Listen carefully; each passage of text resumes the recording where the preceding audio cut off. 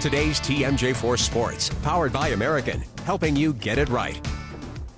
The Wisconsin Badgers with a big game today, hosting Michigan State, who are ranked 9th in the country. Could they play a complete game and take out the Spartans? And the Packers tight end had surgery yesterday after this brutal hit, but that's not stopping him from sending an emotional message to his fans. Some fans are taking this opportunity to make fun of the slugger, even passing around PED shots. Now, Baylor fans, if you're looking to get your copy of the book, it isn't set to be released until mid-July. But Coach Art Briles told me despite beating Goliath, there's still a lot more that the Bears have to prove. The Packers are coming off their bye week. How are they going to defend against the Detroit Lions and their run game? It's Football Friday frenzy time again, and tonight there is a packed crowd for two undefeated teams.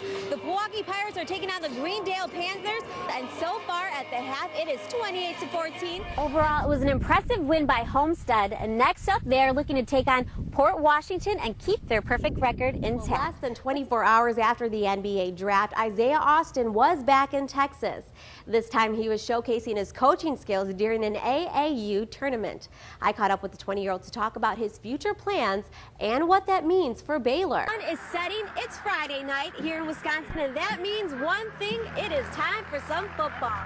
As week 3 of the Friday football frenzy begins, we are here at Nicollet High School field as they are ready to take on Grafton. Now they are hungry for their first wins. For now, their ride to the state championship continues, but the road may be a bumpy one, as next week they're playing the 10-1 Franklin Sabres. The Bucks are off today. They play their next 6 games at the Bradley Center. Last night was a tough loss for them to the Houston Rockets. The Bucks had to play without starting center Larry Sanders after he got elbowed in the eye by James Harden. Rockets center Dwight Howard had an easy pass to the basket after that. He finished last night's game with 27 points and 13 rebounds in the Rockets' 6-point win. Brandon Knight led the way for the Bucks with 23 points, and Chris Middleton chipped in 20 points for the loss. Milwaukee will host Boston next.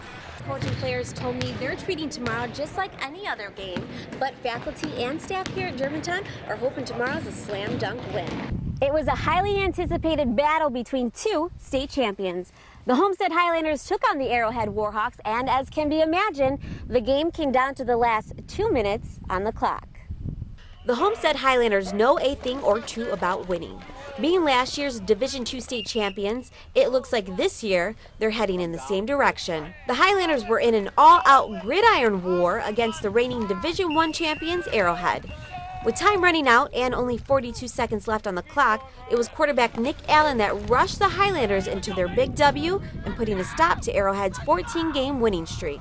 I was just thinking, wow, we just took the lead against one of the best teams in the state, and I was just supporting our defense, trying to get that big stop. The defense held Arrowhead back to only 82 rushing yards in the second half. Communication and focus is part of the Highlander way, and senior safety Bryce Hedis explains that's what helped the team play some hard-hitting football.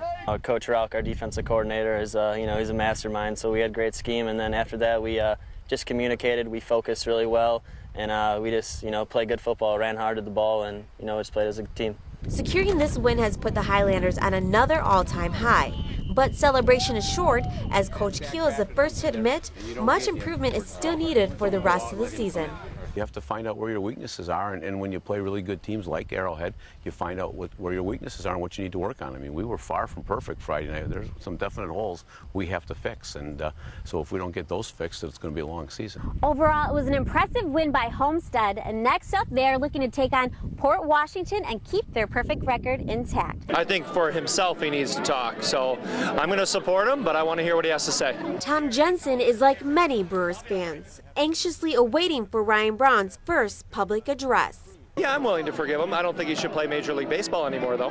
As many can speculate to what Ryan Braun will say, one thing fans are looking for is an apology. I think it's time he comes forward and says what he actually committed as far as the PED use and whatever else it is. Other tailgaters are taking a lighthearted approach to the PED use in baseball. Some fans are taking this opportunity to make fun of the slugger, even passing around PED shots. It seems more fans are willing to forgive the left fielder, as baseball followers have now turned their attention to A-Rod, who's still up to bat for his PED use. Maybe A-Rod will take a little bit of that critique and pressure off him, so that next year when he comes back, I think they'll be fine. Well, it's unsure when Ryan Braun will make his admission of guilt, but one thing is for certain, fans will be waiting.